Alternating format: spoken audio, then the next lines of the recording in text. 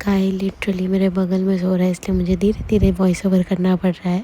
तो hey guys, welcome back to the channel and another vlog. तो आज हम लोगों को सुबह जल्दी जल्दी उठना था क्योंकि हमें जाना था सीपी वाले हनुमान मंदिर, इसको लेके जाना था। तो सुबह हम काफ़ी जल्दी निकल गए थे, इसलिए अंधेरा अंधेरा आपको दिख रहा है। तो यहाँ पे हमारे महाराज जी आराम से सो रहे थे, तो इसीलिए मैंने सोचा चलो आराम से जा तो सकता ही है।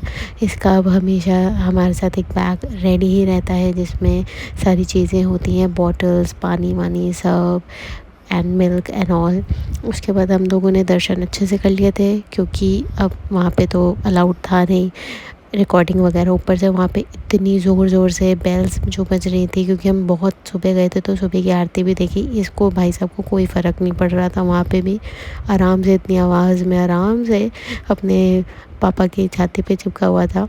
और गाड़ी में बैठते इसका ठिन ठिन शुरू हो गई थी। तो थोड़ी देर के बाद ये उठा, थोड़ा रोया एंड देन उसके बाद मैंने सोचा इसको चलो फ़ीड करा देते हैं। तो ये मैं फ़ीड इसको करा रही हूँ, मैं सब एक्सप्रेस करके लाई थी।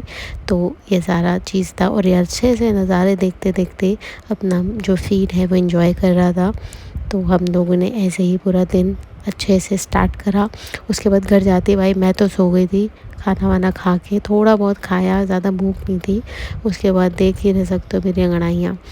तो ये सारी चीज़ें हमने करी एंड देन मैंने सोचा चलो दिन तो स्टार्ट करना ही है। मैं सोच रही थी करूँ क्या, क्योंकि ऑलमोस्ट आधा दिन जा चुका था, बट क्या कर सकते हैं। उसके बाद भाई साहब जी को फिर से भूख लगी तो मैं इसको फिर से फ़ीड कराने लगी। तो और आजकल इसको नया शौक़ चढ़ा है कि चलते चलते इसको दूध पिलाया जाए ताकि इसको झूला भी मिले और फ़ीड भी अच्छे से मिले।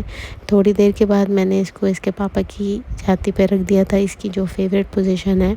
इसको हम लोग सुला के मम्मी के पास दे के हम लोग चले गए थे पास में ही गोलगप्पे खाने, क्योंकि मेरे को आज बहुत मन कर रहा था गोलगप्पे खाने का एंड बहुत टाइम भी हो गया था। तो यहाँ पे भीड़ देख के हमने अपने बाकी के काम करे और फिर जाते जाते हम लोगों ने गोलगप्पे एंजॉय करे।